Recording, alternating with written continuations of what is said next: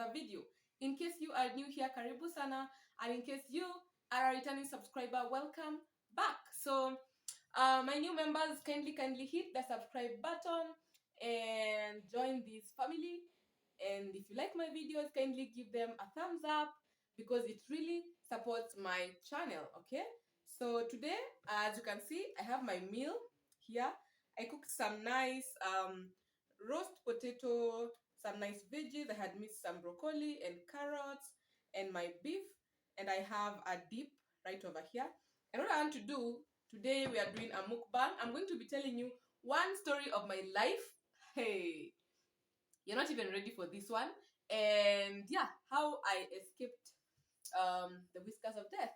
Okay, it's not all that's like so scary, but I think I escaped. And yeah, so stay tuned to listen to this story. But meanwhile, I will be eating my fries. Okay.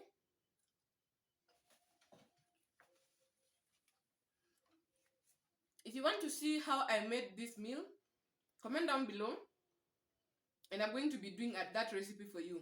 Okay, step by step, each and everything that I've done here. So comment up watching if you want to see what I did.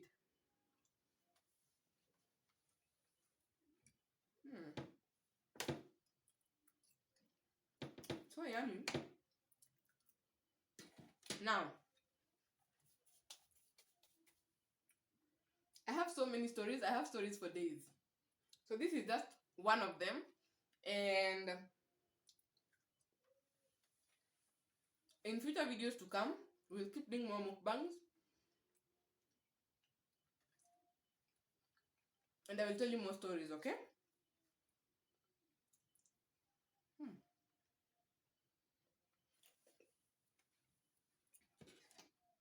So now,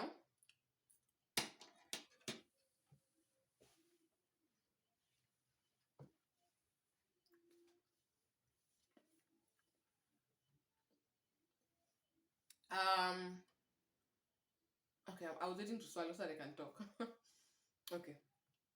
So now I have swallowed. And I want to give you a story. When I was in campus, my friend and I, Kaltum, I had a roommate called Kaltum. She's a good friend of mine up until today, and we used to be roommates, okay? And we used to be a squad of 4 girls, I think. And I used to also have another friend called Irene and another friend called Leah. We used to be all of us in the same class. But Kaltum and I used to be roommates, but Irene used to live at a different place, but near our place. And also, Leah used to live a further place. Okay? Actually, the 3 of you feel tagged on this video. I miss you guys so much, and I love you, okay? So, on this one evening, we came from work, not work, we came from school. I was in campus. For those who don't know, I studied in Kenyatta University. And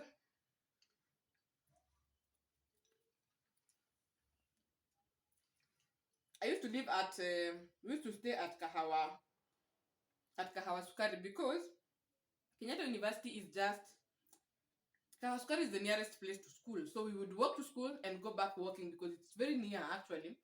It would not cost us, take us so much time to go to school and go back home. So we used to walk.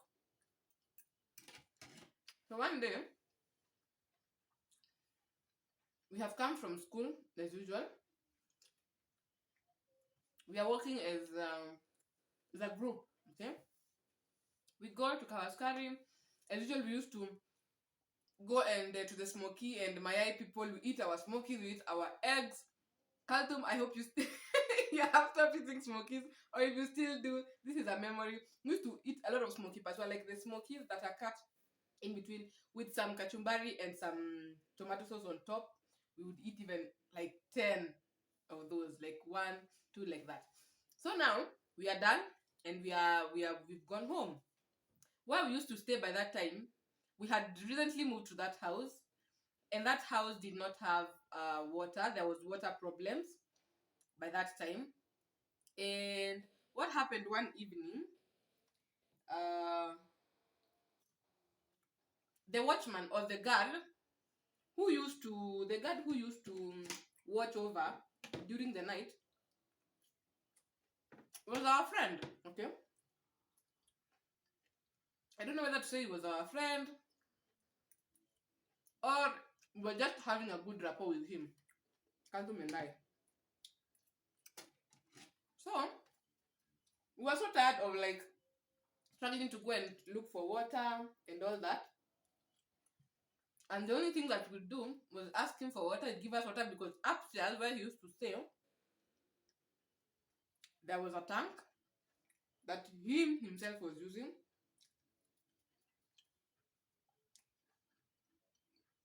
And that tank had water.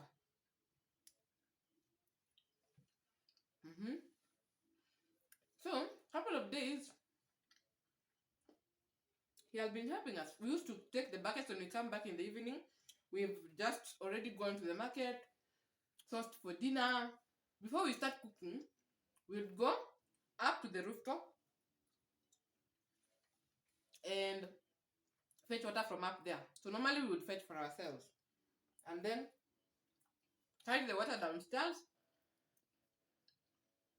The houses were not, the floors were not so many. It was just ground floor, second, and then first and then second floor. So we would go fetch the water with buckets and then he would help us bring them down. I would carry one Khartoum one and then now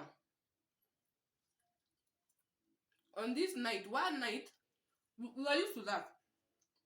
So it was not really a big problem and we didn't think that this guy would be harmless or would be harmful at harmless. Or this guy would do anything to us. So one night,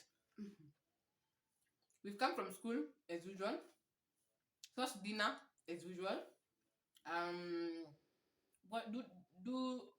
We did all the house chores, and now we now want water because we didn't have water for showering and some water for using in the washroom. So we go to the guard as usual and tell him we need water, and the guard tells us, leave the buckets here and I will bring the water for you. We were so happy because now today we are not going to suffer. We're not going to get tired at we are carrying water from second floor all the way to the ground floor. I used to stay in ground floor. Sorry. We were so happy, man. Today he's offering to carry for us water that he's going to be fetching and dropping. We left the buckets there and went back to our house. So he knew where we used to stay and he knew our house. Okay. Now, what happened was we stayed because we were going to upstairs to his place and like at 7.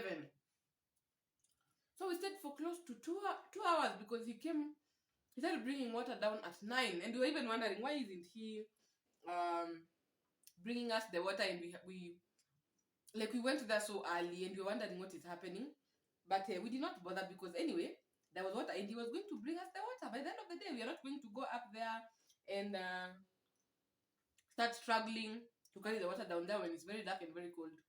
So he'll bring the water. We started doing our own things. Khartoum got onto social media with her phone. I also got onto social media with my phone. But before we get to that place, I want to take you back a little bit. Now, I used to also have another friend because when I was in school, we used to have a program called The Journey, and at The Journey we would do worship cafes. It was just a Christian union that would do awesome and marvelous things, and I made friends there. Now, I used to have a friend also called Shits. We used to call her Shits. Her name was Shekaina. Hi Shekaina, I know she watches my videos. So, Shits, I didn't have a phone for the longest time. I think my phone got lost or got stolen. I don't even know what had happened to my phone by that time. And I was using a Kabambe, a red Kabambe, the small ones. So Shakes buys a new phone.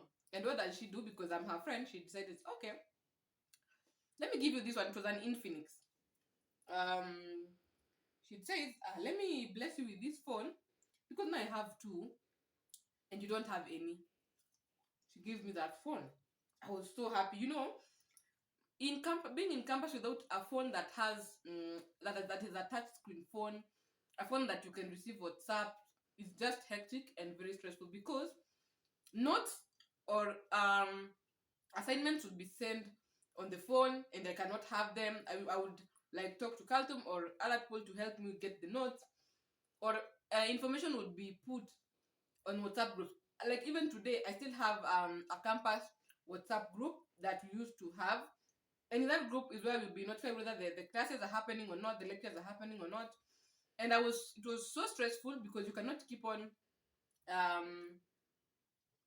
you cannot keep on depending on somebody or following someone up all the time to give you the timetable of what is happening, to keep on telling you what is happening. So Council used to help me a lot, but when she was not around, it used to be a bit of a hassle for me. So, but it was not so much of a hassle because most of the units we used to share with her. So what happened was, she kind of gave me that phone and I was so happy. I was so excited. One day it really blessed me. And now I joined the WhatsApp groups and all that nice things. I think it was a week or two later. Now, fast forward to this day when now we are talking to this guard and we have left our buckets up there.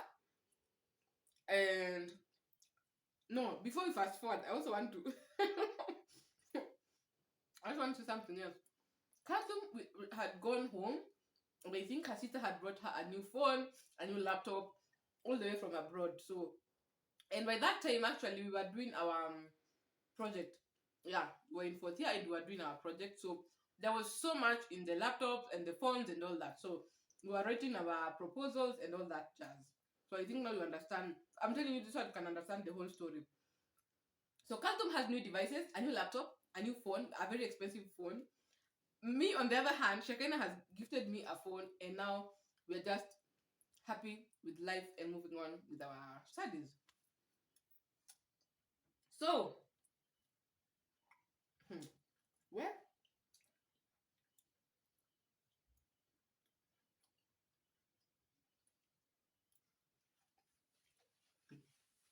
so what happened on that night? It's we went to give the bucket at 7. It's 9. He hasn't brought the water. It's 10 p.m. He hasn't brought the water. 10:30. This guy hasn't still brought the water, and you're wondering what's happening. So we call him, and he says, "Okay, I'm bringing the water." So he brings the first bucket. We used to have very big buckets. I don't even know why we were staying in a house that didn't have water. Khartoum. Campus life. And then by that time, it was not even really a big house. I think it was a bed sitter. That is a studio apartment for those who don't know what a bed sitter is.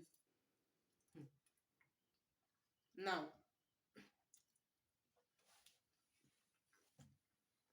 don't mind me, my hands are clean. So, this guy starts bringing the water at 10:30, okay? So he brings the water, the first bucket. He stands at the door. We had a curtain at our door. But what did not, we also had a curtain at our window because we only had one window. But the problem with our window is that I don't know what to call it. That thing for closing, yeah, the latch wasn't good. It wasn't functional. Actually, I don't even think there was a latch. So it was tied with a binding wire. But again, it was still so loose. So someone could easily pull. But what we worried, no, we had stayed there for a while, and I think we were just used to the place as it is. So now, this guy starts bringing the water. But when he brings the water, he has so many stories. Like, he wants to keep us engaged so much. And he would stand at the door, put our curtain aside so that he would talk to us, because we had put our mattress on the floor and we used to sleep on the floor. And it was just fun and all. So we were on the mattress talking to this guy. We were just beating stories and gisting and all that jazz about Kahawaskari things and all that. So,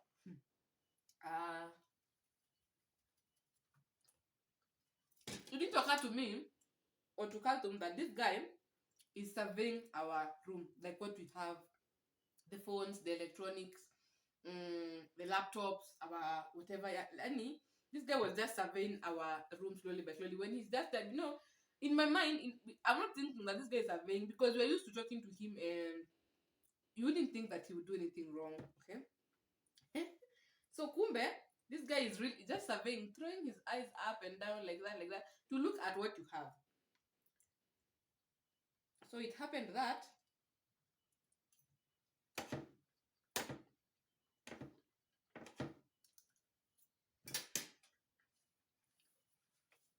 so now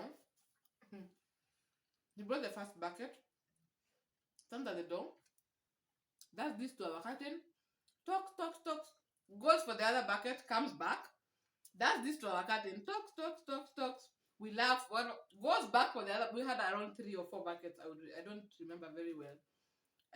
So what happened was, by the time he was done, I think he was also done surveying. By the time he was done bringing, because we would also do this and to pick the water, because the water is being put outside, and before you wanted, there was a step up. So you didn't want the curtain to get into the water. You would pick the bucket up and take it to where it was supposed to be. So now he has finished bringing the water, but he still doesn't want to leave. And now I'm wondering, okay, it's too late. It was around 10, 11, going to 11:30, and this guy doesn't want. And we even started chasing him away because he wanted to sleep. And started telling me, now you can go. You want to sleep. Tomorrow is school, and we have all these things to do. So he leaves. And we had now finished taking our dinner. And now we used to sleep in a opposite direction. So this is Khartoum and this is me. So we used to sleep like that so that we would fit on the mattress. And yeah, it was more comfortable sleeping like that anyway. Now, what do I want to say? So now,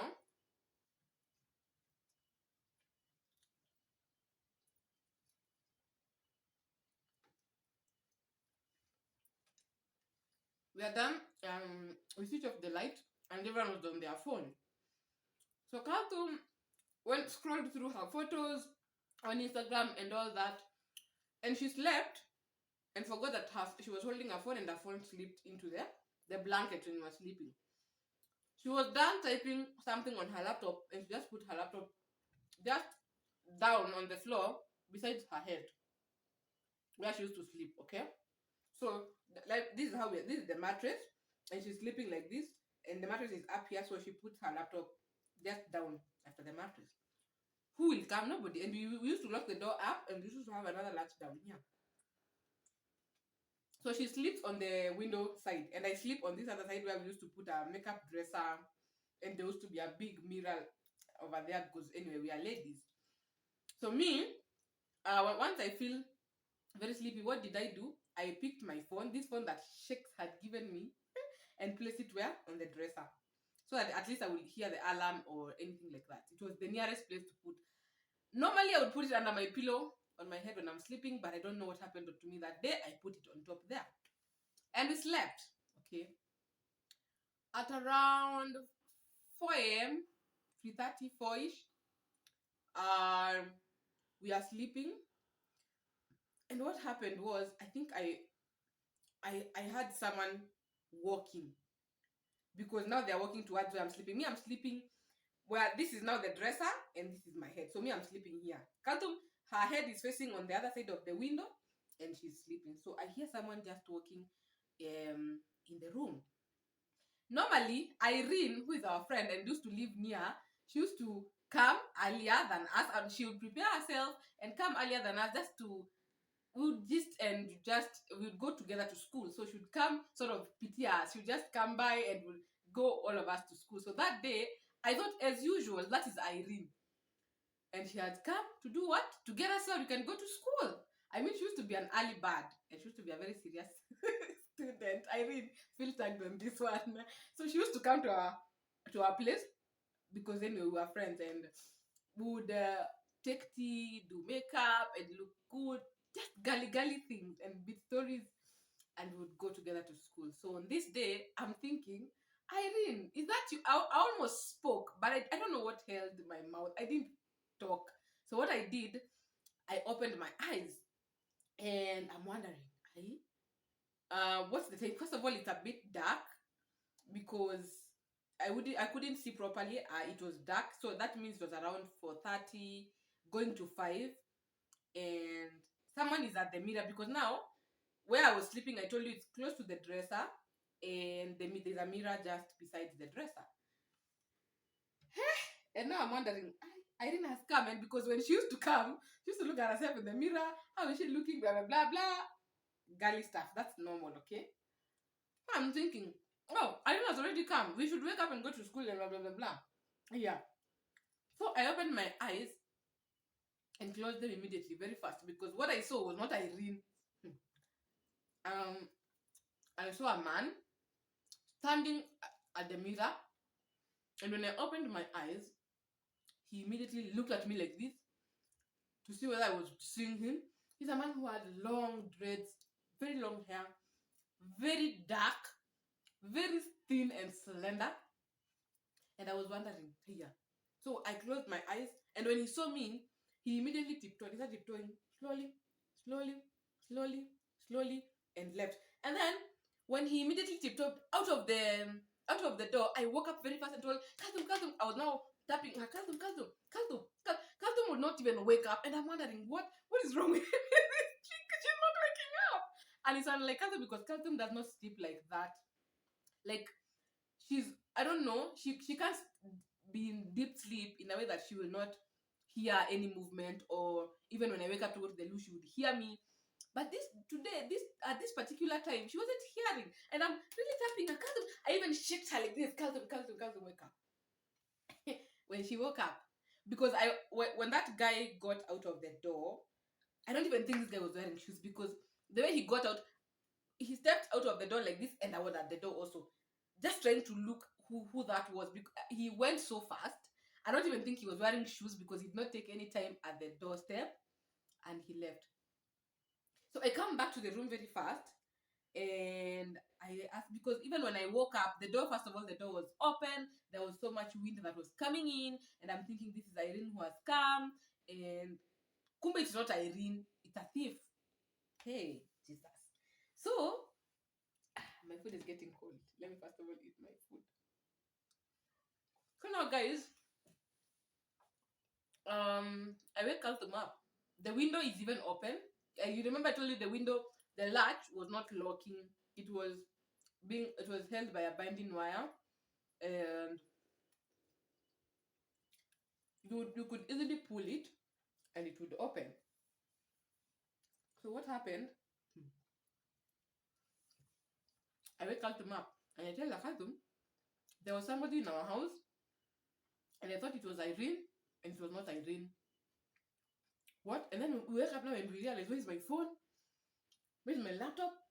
Where's my purse? Even Carlton had put her purse on top of the laptop. It's not there. Luckily enough for her, because she slept and her phone slipped through into the blanket, she had her phone. So we pick the phone and we call Irene, tell her, oh Irene, we've been robbed and blah blah blah blah. So now we started making calls. So for me, my phone had been stolen. He took my phone because I think what brought him to the mirror wasn't to look at himself at the mirror. It was that phone of mine that he saw. If I had put my phone under the pillow, he wouldn't have noticed the phone. But he noticed the phone because I put it on top of the dresser. Are you getting me? And so that is why he was there to pick the phone. But I think I opened my eyes too fast. And what saved me, I think I also closed my eyes again too fast, because I was just shocked. I froze. I've never felt like that in my life before. Even, I don't even know. I was shaken. I don't think I was breathing at that point. I couldn't breathe, because what I saw was that guy looked so scary. And when he looked at me, I just froze and I closed my eyes very fast to pretend being asleep, because I don't even know what would have happened to me at that time, because he would have not definitely have seen him, and maybe he would have tried killing me or just harming me. I just don't know. But something held my mouth, because I was just about to open my mouth and talk to Irene, who was not even Irene. Something just held my mouth. I didn't talk.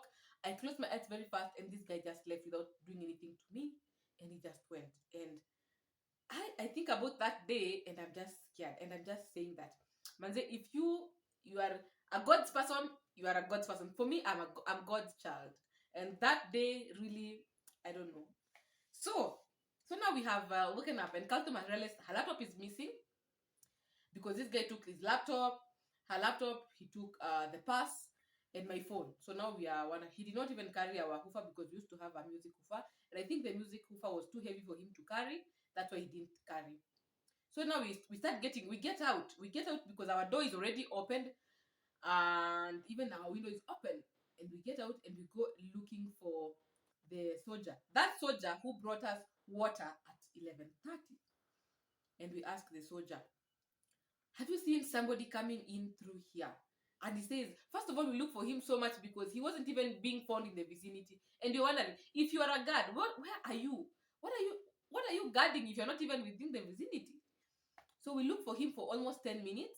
But this time we are looking for him, we see a shadow passing, whoop, like it passes so fast and jumps out through the wall, because the wall again, the perimeter wall of that plot again was very low and did not have any protecting that is surrounding on top.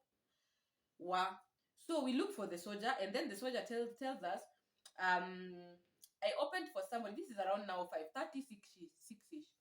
And he tells that we asked, have you opened for anybody the door? And he tells us no. Or did you see anybody coming? He says no, but I opened for somebody at 4:30 a.m. because someone who works night shift and comes at that time.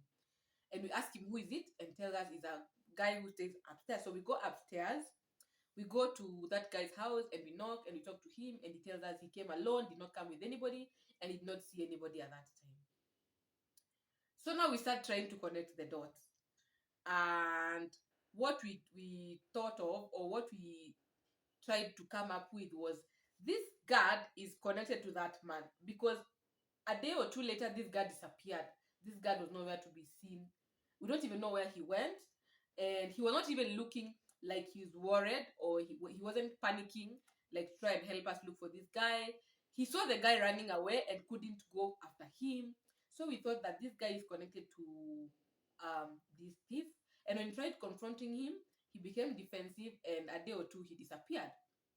So now we started again thinking, how did this guy even get into our house?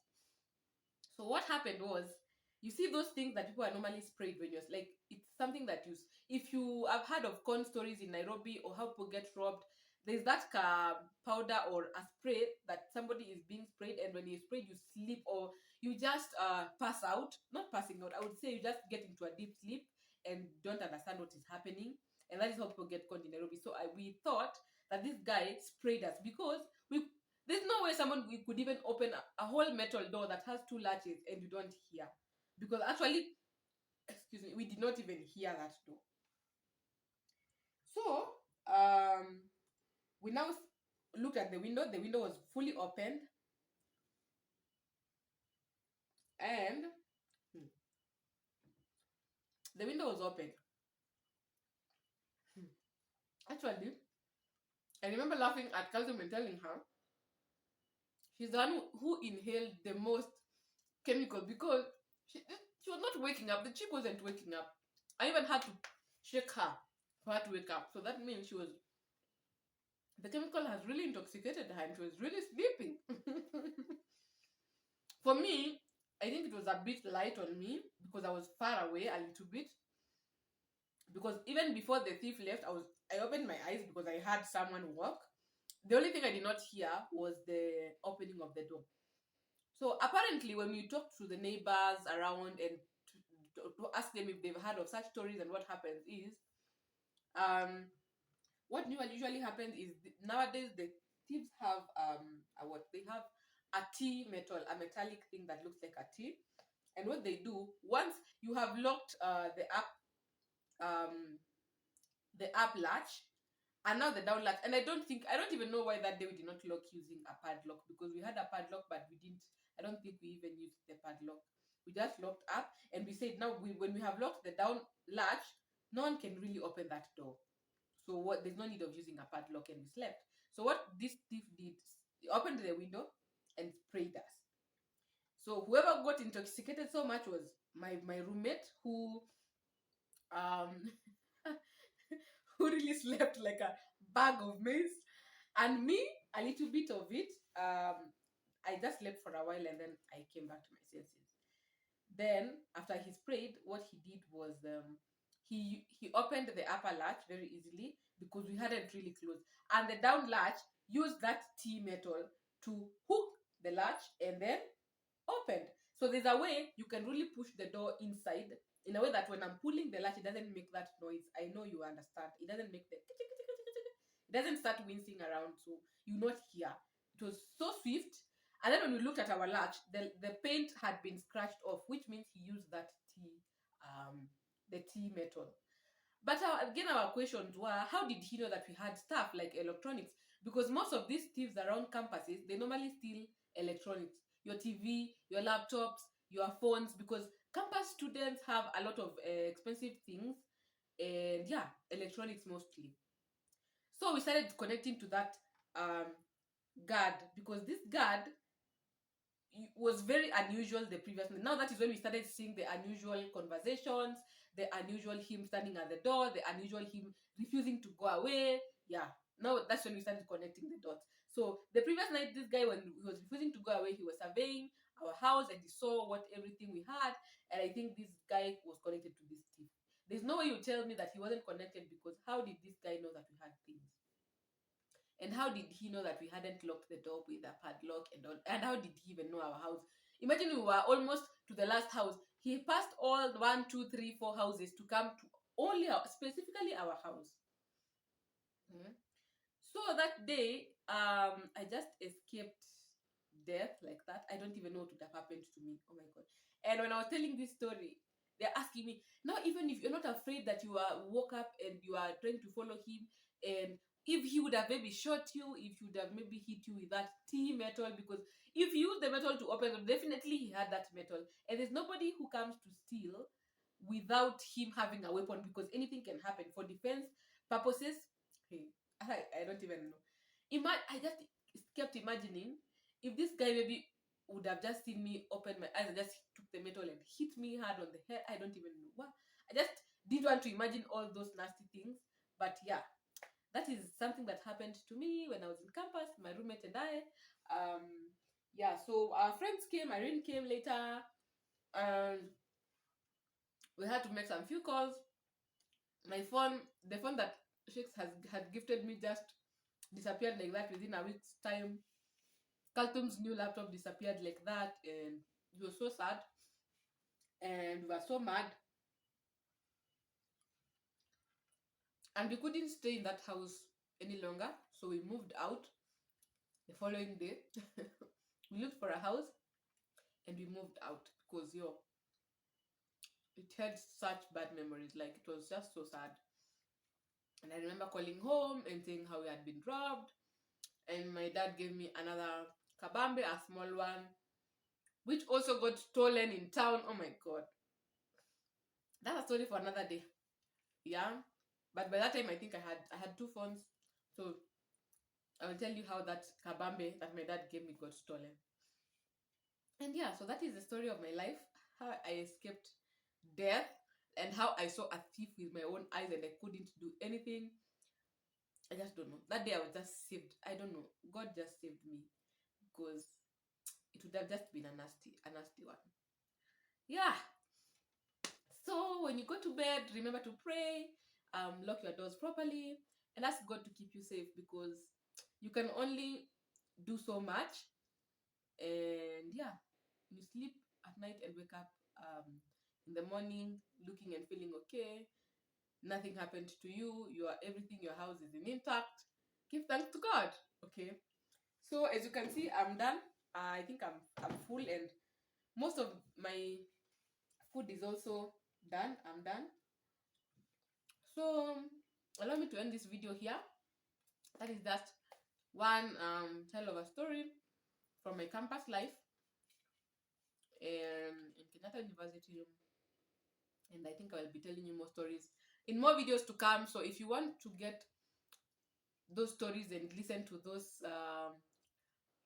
escapades and all those events, click on that subscribe button, give this video a thumbs up, and share my videos with your friends and families. It could save somebody's life. Yeah, so I hope you have learned something from my story despite me talking too much, and I will see you on the next video. Bye.